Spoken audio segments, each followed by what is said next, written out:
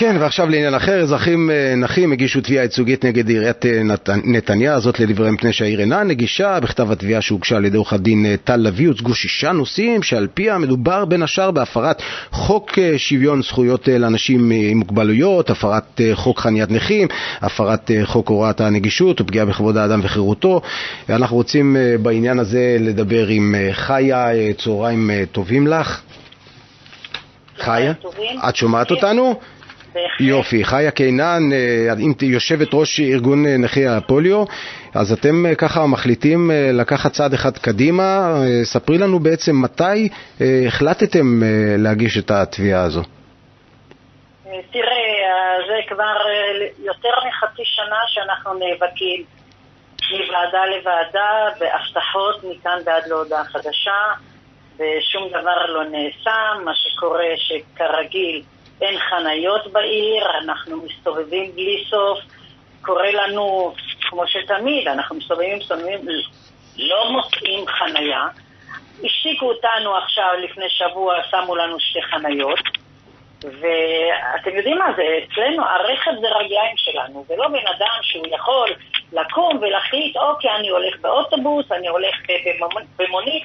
אצלנו לא, אנחנו הולכים עם הרכב, ואם אנחנו לא מוצאים חניה אנחנו חוזרים בחזרה הביתה, וזה לא ייתכן דבר כזה. אז ראינו שאין תגובה מהעירייה, עם כל זה שאנחנו אומרים, אוקיי, אנחנו נחכה עוד קצת, אבל לא הייתה ברירה. עכשיו, מה שקורה, אם אנחנו חונים במקום שזה לא נראה, מקבלים דוחות. יש נכים שקיבלו גם עיקולים על הקצבאות שהם מקבלים, יש להם גם עיקולים, מקבלים דוחות בלי הפסקה. אני חושבת שזה צריך להיפסק באיזשהו שלב. כן, החוק יש לך רעש בקו, החוק מאוד ברור, אומר גם לנכה שאין מקום חניה בכחול לבן, במידה והוא אינו מהווה הפרעה לתנועה, הוא יכול להחנות. אולי מדובר כאן באנשים שאולי עומדים בצורה שמפריעה לתנועה, ומכאן הפקחים נותנים דוחות, זה יכול להיות?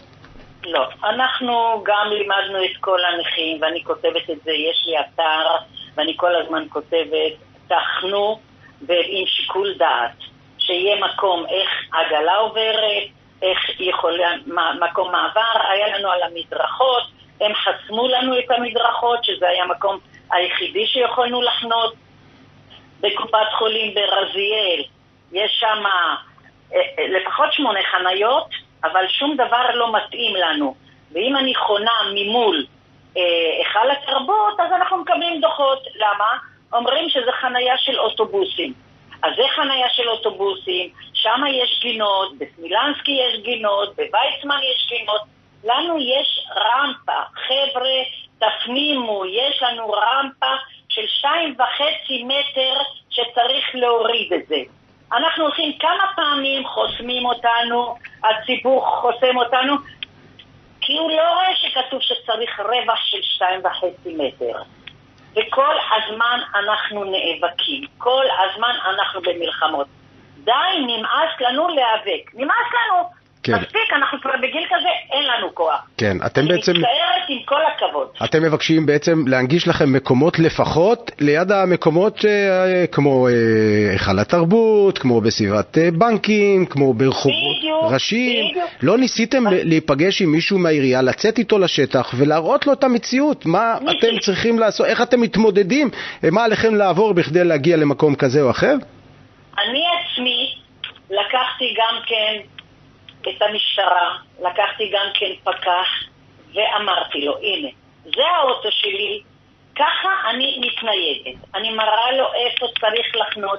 ההפך, אני עוד חסכתי להם, אני אומרת להם תעשו קרוב למדרכה, אז אני לא לוקחת 2 מקומות. כן, אבל שאת אומרת לקחתי את המשטרה, לקחתי פקח, עם כל הכבוד, יש אנשים שמוסמכים לקבל החלטות, יש ועדת תנועה, יש גורמים בעירייה. היינו בוועדת תנועה, וועדת תנועה תגיד לך, אוקיי, יש לנו 600 ומשהו חניות של נכים. אותי זה לא מעניין אם עושים חניה על יד הבית, אותי העיר אותי מעניינת.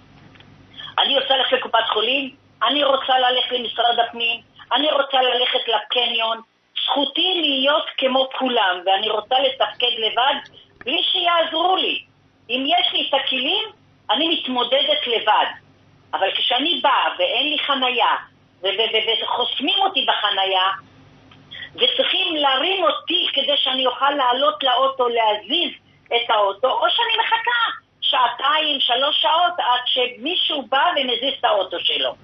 אני כבר שמתי גם תמונות בפייסבוק, ואני שמתי תמונות בכל מקום, עשיתי סרטון איך אנחנו מתניידים עם רכב ון עם מעלון.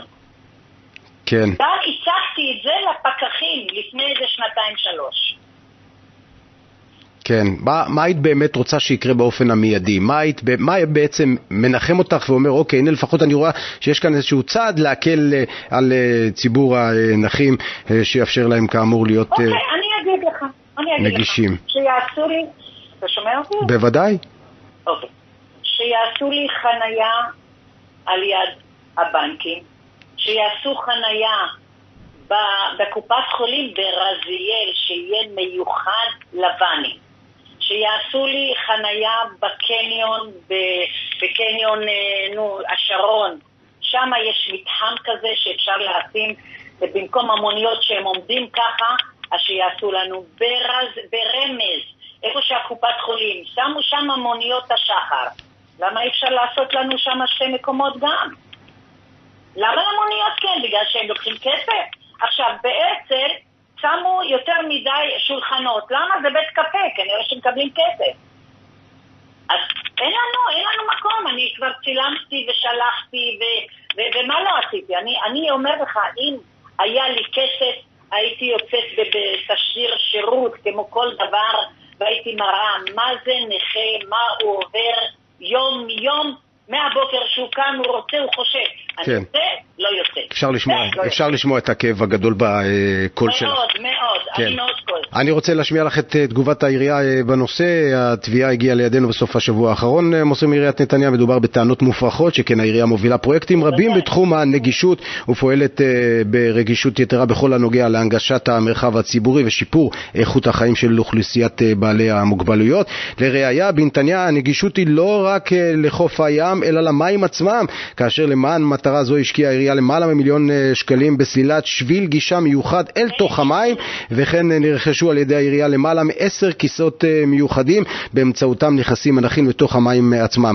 תגובה מלאה מוסרים מעיריית נתניה, תימסר לבית המשפט. כן, אלה הדברים, חיה. נכון, שפו לים, אני לא אמרתי אף פעם. אז הנה, עיריית נתניה עושה מהלך שגם בחודשי הקיץ החמים, גם הנכים יכולים להגיע לחוף הים, להיכנס למים, ויש אפילו אנשים שמסייעים להם בעניין הזה. אני לא מתלוננת על הים נהדר, הצוות מעולה, אני יכולה להגיד את זה בכל רב אפילו. אני לא מתלוננת על הים, אני מתלוננת על החניות, נטו על החניות יותר מכל דבר אחר. כן, טוב. יותר מכל דבר אחר. אז אנחנו מקווים שבעקבות השיחה כאן, אולי הנושא הזה ייפול ככה לידיים קשובות, לאוזניים קשובות בעיריית נתניה, וכל הנושא הזה של התביעה הייצוגית ירד מהפרק. אנחנו נמשיך בכל מקרה לעקוב. חיה קנן, אני רוצה להודות לך על הדברים, לאחל לך בריאות ואריכות ימים, ותודה לך. תודה, צהריים טובים, להתראות.